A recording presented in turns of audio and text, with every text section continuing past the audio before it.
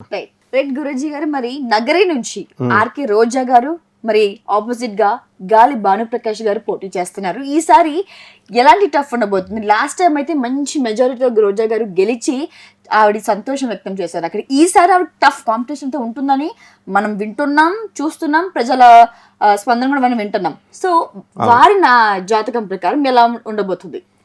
రోజా గారు నాకు 15 సంవత్సరాల నుంచి తెలుసు. సత్యసాయి నిగమాగమం అక్కడ ఉన్నప్పుడు వాళ్ళ బ్రదర్ ఇంట్లో అపార్ట్మెంట్ పైన 4th ఫ్లోర్లో ఉండేవారు అనమాట. అప్పుడు ఆమె పాలిటిక్స్లోకి వచ్చిన తర్వాత అప్పుడు అందరూ ఆమెను ఐరన్ లెగ్ అని, గెలవలేరని, ఇలా రకరకాలుగా అనేవారు. తర్వాత ఆమె చక్కగా సెలవుమణి గారు కూడా, నేను వాళ్ళ ఇంటికి వెళ్ళాను, వాళ్ళ బర్త్డేకి ఎప్పుడు కూడా ఎంతమందిని తీసుకెళ్ళినా పాపం ఆవిడ ఏమన్నారు అనమాట. ఎవరి కోసం విఐపీస్ కోసం దాచుకున్న కేకులను కూడా తీసుకొచ్చి పెట్టేసేవారు మనం తీసుకెళ్ళిన వాళ్ళకి. అంటే వితౌట్ అపాయింట్మెంట్ వెళ్ళినా కూడా అంత మంచి ఆమె. కాకపోతే నోరు కొంచెం ఆవిడ స్ట్రైట్ ఫార్వర్డ్ దురుస్తూ ఉండాలా, ఉండకపోతే how can you control the public? So అలా ఆ రోజా గారు వాళ్ళ పాప వాళ్ళ బాబుని కూడా చిన్నప్పుడు ఆవిడ తీసుకొచ్చి ఎరా మా పిల్లలు అంటే తీసుకొచ్చి చూపించు. అంత సింప్లిసిటీ అండ్ మోడెస్ట్ ఉమెన్. మాతృస్వభావం అనేది మాతృమూర్తి స్త్రీలకు ఉంటుంది కదా. ఇప్పుడు ఏంటంటే లాస్ట్ బంపర్ మెజారిటీతో ప్రూవ్ చేసింది ఆమె. ఇప్పుడు నువ్వు గెలవలేవు, నువ్వు రాజకీయాల్లోకి ఉండలేవు అని అనుకున్నప్పుడు she worked in different capacities in different parties. తెలుగుదేశంలో చేశారు, వైఎస్ఆర్ పార్టీలో చేశారు, రకరకాల పార్టీల్లోకి వచ్చారు. ఆమె స్ట్రాటజికల్గా ఆమె ఏదో మామూలుగా సినిమా యాక్టర్ అనుకుంటారు. షీఈస్ వెరీ మెచ్యూర్డ్ పొలిటీషియన్ అనమాట ఆమె. అంటే ఆ సినిమా యాక్టర్లు, హీరోయిన్ ఆ కథ అయిపోయింది. ఆమె తర్వాత పాలిటిక్స్కే కరుడుగట్టిన పొలిటీషియన్స్నే కంగు చూపించింది అనమాట, నోరు మోయించింది ఆమె. అంటే ఆమె యొక్క మెజారిటీతో, మాటలతో కాదు. సో ఈమెకి ఉత్తరాభాద్ర నక్షత్రము 2వ పాదంలో పుట్టారు ఈమె. అలాగే శుక్రుల్లో శని మహాదశ అంతర్దశ జరుగుతోంది. మీనరాశికి చెందిన ఆమె కాబట్టి ఈమెకి ఇప్పుడు ఏలినాటి శని ప్రభావం జరుగుతోంది. ఈ ఏలినాటి శని ప్రభావంలో ఏంటంటే ఈ అపవాదులు, తలనొప్పులు, ప్రజల నుంచి తిట్టుకుంటూ ఉండడము, మంచి చేసినా రాలేదని అనడము. ఇప్పుడు కాన్స్టిట్యుయెన్సీకి రాలేదు అంటారు, అస్తమానం వచ్చి ఏం చేస్తారు? ఆమె అవసరమైనప్పుడు వెళ్తుంది, ఆమె ఫైల్స్ ఎవరికైతే కావాలో ఆమెకి వాళ్ళకి శాంక్షన్ చేస్తుంది. సినిమా హీరోయిన్ చూడదు, మా గల్లీకి రాదు, మాకు ఏం చేయదని ఆరోపణలు బాగా రావడం వల్ల నెగిటివ్ బాగా స్ప్రెడ్ అయిపోతుంది. రోజు వస్తే ఏమంటారు వీళ్ళు, విఐపి ఎప్పుడైనా రోజు వస్తే ప్రెసిడెంట్ ఆఫ్ ఇండియా సంవత్సరంలో 1-2 సార్లు హైదరాబాద్కి ఆయన బలారంలో ఉన్న గెస్ట్ హౌస్కి ఎప్పుడో ఒకసారి వస్తారు. వస్తే ఆయన ప్రెసిడెంట్ ఆఫ్ ఇండియా అంటారు. రోజు వస్తే వీధుల్లో తిరుగుతున్నాడు, ఈయన ప్రెసిడెంట్ ఆఫ్ ఇండియా ఏంటి అని అంటారు, పని పట్టలేదండి అంటారు. She is a celebrity. ఆమె సినిమా హీరోయిన్, ఆమె ఇంటిగ్రిటీని మనం కాపాడాలా. అలాగే ఆమె పొలిటీషియన్ గా హార్ట్ఫుల్ గా ఆమె చేసింది. ఆమె ఏ పార్టీలో ఉన్నా కూడా కల్లా కపటం లేకుండా పాపం చేసింది ఆమె. కాబట్టి ఇప్పుడు ఏలినాటి శని ప్రభావం వలన ఆమెకి ఇప్పుడు very tough competition, headache from ఏలినాటి శనిలో ఎలా ఉంటుందంటే తనకంటే కింద స్థాయి వాళ్ళ చేత మాటలు పడాల్సిన పరిస్థితి వస్తుంది. అంటే కార్యకర్తలే ఈమెని వ్యతిరేకత చూపించేటటువంటి ఇది ఉంటుంది. నెగిటివ్ పబ్లిసిటీ ఏముందమ్మా, పబ్లిసిటీ చేసినంత మాత్రాన ఆమె వ్యక్తిత్వం కోల్పోదు కదా. ఆమె వ్యక్తిత్వం ఆమెకు ఉంటుంది, ఆమె చేసిన మంచి పనులు, ఆమె తాను తీసుకున్నటువంటి పాలసీస్, ఆ స్ట్రాటజీ ఆమెకు ఉంటుంది. కాబట్టి ఇక్కడ మనకి లగ్నములో గురు రాహువులు ఉన్నారు, గురుచండాల యోగం పట్టింది. అండ్ చక్కగా గురుడు మంచి స్థితిలో ఉన్నాడు కాబట్టి, స్వక్షత్రగతుడై ఉన్నాడు కాబట్టి ఆనెస్టీకి మరో పేరు ఆమె. తర్వాత ఈ యొక్క రవి బుధులు బుధాదిత్య యోగం పట్టారు, బానే ఉంది. కానీ ఈ బుధాదిత్య యోగము అనేటటువంటిది ఒక్కొక్కసారి ఆ అవయోగం కూడా చేస్తుంది అనమాట. కాబట్టి ఆ అవయోగ దశలన్నీ దాటుకుని ఆమె ఇప్పుడు ముందుకు వచ్చేసారు. ఏలినాటి శని సమయంలోనే మనకి పదవినిచ్చిన, పిల్లల్నిచ్చిన, పిల్లలు పెళ్ళిళ్ళు చేసిన, మా ఇళ్ళు కట్టిన, లైక్ దిస్ ఏ శుభకార్యం అనేటటువంటిది కర్మకారకుడు అనమాట శని.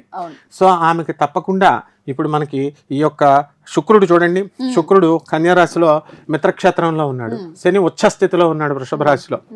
సో ఈ విధమైనటువంటి కాంబినేషన్ వల్ల ఆమె ఇప్పుడు మీనరాశి వాళ్ళకి పరిస్థితులు బాగుండకపోయినా గోచార రీత్యా కెరీర్ పరంగా బాగుంటుంది. విదేశాలకు సంబంధించి పిఆర్, పబ్లిక్ రిలేషన్స్ అవి బాగుంటాయి. ఆ విధంగా ఈ రాహువు కూడా ఆమెకి జన్మరాశిలో ఉన్నాడు ఇప్పుడు గోచార రీత్యా, శని వ్యయస్థితిలో ఉన్నాడు.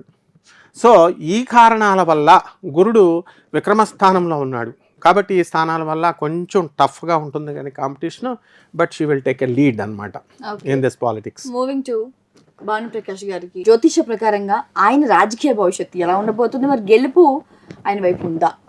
భానుప్రకాష్ గారిది వృషభ రాశికి చెందినటువంటి జాతకులైన మృగశిర నక్షత్రం, అంటే జన్మరాశి వాటి కంటే కూడా నామ నక్షత్రం కొంతమందికి ప్రభావం ఎక్కువ పనిచేస్తూ ఉంటుంది. సో ఇక్కడ గోచార రీత్యా వృషభ రాశికి కూడా బాగానే ఉంది.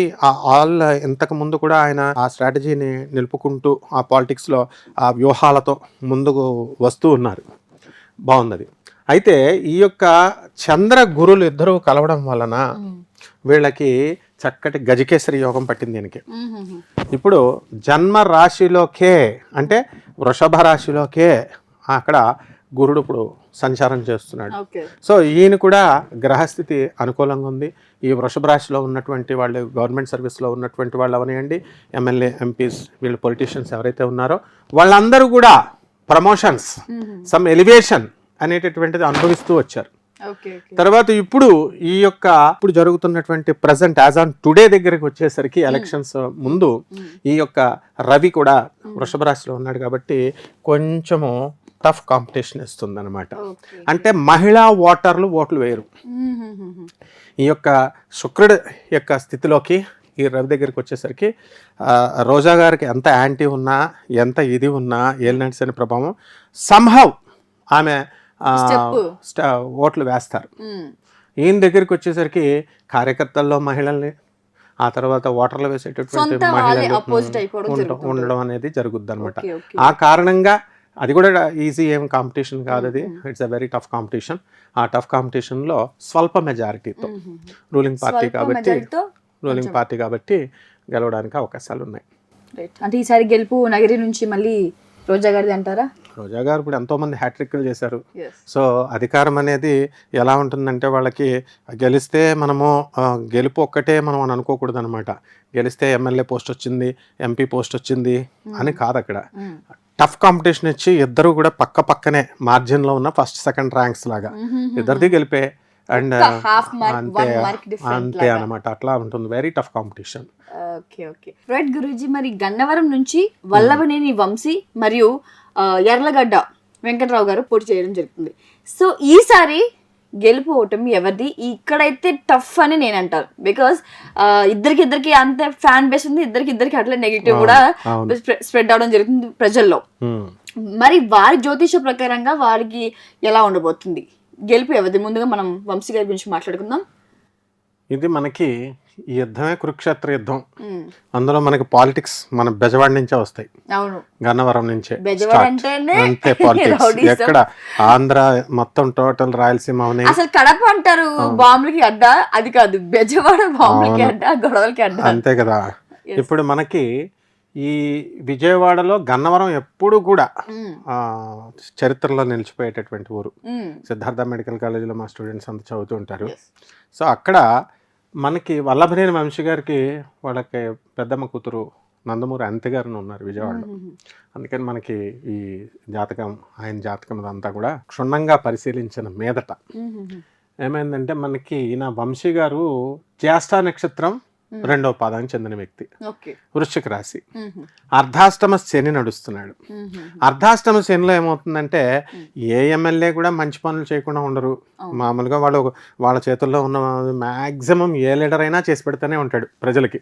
వీడు చేయకూడదు పగబట్టేశాను అనడానికి ఏం శత్రుత్వం ఏం లేదు కదా.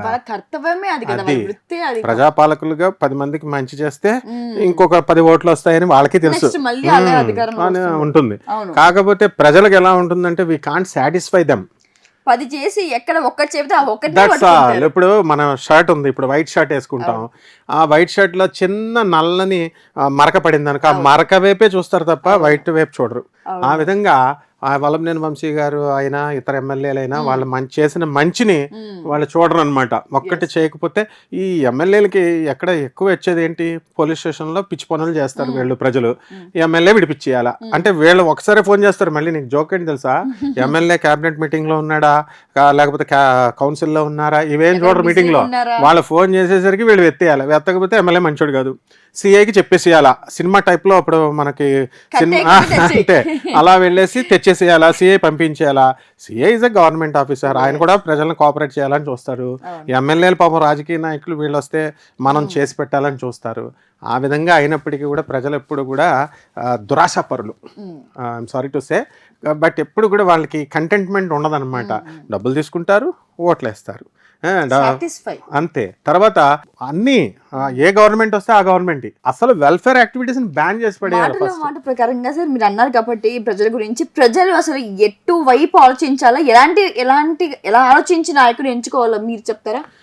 ప్రజలు ఎప్పుడు కూడా ఎలా ఉండాలా, ఈ ఎన్నికల్లో మనం తప్పు చేశాము, లేకపోతే ఈ ఎన్నికల్లో మనం మంచి చేశాము, మనకి ఏం కావాలి అన్నది క్లారిటీ కావాలా. ఇప్పుడు ఫస్ట్ నిజమైనటువంటి వాడు ప్రతి ఒక్కడు ఈయన సీఎం కావాలా, ఈ పార్టీకి వేయకూడదు, ఆ పార్టీకి వేయాలా అనేవాడు 100% వీళ్ళు ఓటింగ్ చేయరు. ఫస్ట్ పర్సంటేజ్ ఆఫ్ ఓటింగ్ చూస్తే మనం చదువుకున్న వాళ్ళు కబుర్లు చెప్తారు, వీళ్ళే వెళ్ళి ఫస్ట్ ఓట్లు వేయరు. ధనవంతులు కబుర్లు చెప్తారు, వాళ్ళే వెళ్ళి ఓట్లు వేరు. కానీ ఫారెన్కి పంపడానికి, వీసాలకి, ప్రొసీడింగ్స్కి, దీనికి రేషన్ కార్డులు కావాలా, రేషన్ కార్డులు ఇవ్వలేదు, ఇదా రేషన్ కార్డుల కోసం ఆ ప్రభుత్వం ఉన్నది. తర్వాత వీళ్ళకి ఎలా ఉండాలి అని అంటే, గవర్నెన్స్ ఎట్లా ఉండాలి అంటే, politicians should here to the bureaucrats. IAS IPS ఆఫీసర్లు వాళ్ళు కష్టపడి ఒక డిసిప్లిన్డ్గా చదివి ఒక టెస్టులు రాసి స్క్రీనింగ్లు చేస్తాం ఐఏఎస్లో, ఇన్ని టెస్టులు, ఇన్ని మెయిన్ టెస్టులు, ప్రిలిమ్స్, ఇవన్నీ. వాళ్ళు వెళ్ళి దుస్థితి ఏంటంటే ఈ ఐఏఎస్లు ఐపీఎస్లు వీళ్ళు వెళ్ళి పొలిటీషియన్స్ చెప్పిన మాటలు వింటున్నారు. ఇది మన దేశ దౌర్భాగ్యం. బాహుబలం లేదే రాజకీయంలో మనుగడ లేదు ఎవరికైనా సరే. అందుకనే వీళ్ళందరూ ఇప్పుడు కూడా పాపం వాళ్ళని చూసి, పొలిటీషియన్స్ని చూసి మనం జాలిపడాలి. ఎందుకంటే వాళ్ళు మొత్తం జుట్టంతా ఊడిపోతుంది అనమాట. ఎందుకని వాళ్ళకి అనేకమైనటువంటి ఆలోచనలు, ఇల్యూజన్స్లో, కన్ఫ్యూజన్స్లో ప్రజల్ని ఎస్టిమేట్ చేయడానికి వాళ్ళే అమాయకులు, నిజమైన అమాయకులు చెప్పాలంటే లీడర్స్. సో హియర్ ఈయనకు కూడా చక్కగా రాహు లాభస్థితిగతుడై ఉన్నాడు, వృషభ రాశి. కాకపోతే గురుబలం కొంచెం తగ్గింది. అందువలన మనకి ఈసారి ఈ కాంపిటీషన్లో కొంచెం వల్లభనేని వంశీ గారికి కొంచెం ఫేవర్ అవడానికి ఎక్కువ అవకాశాలు ఉన్నాయి. అట్లాగనే డిస్కరేజ్ అవ్వాల్సినటువంటి అవసరం లేదు, ఎవరికి వాళ్ళు పోటీ చేసుకుంటున్నారు. నో క్వశ్చన్ ఆఫ్ అధిక మెజారిటీ.